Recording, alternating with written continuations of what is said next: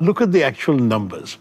In the 250 years of British presence in India, their GDP per capita grew by 347%. India shrank.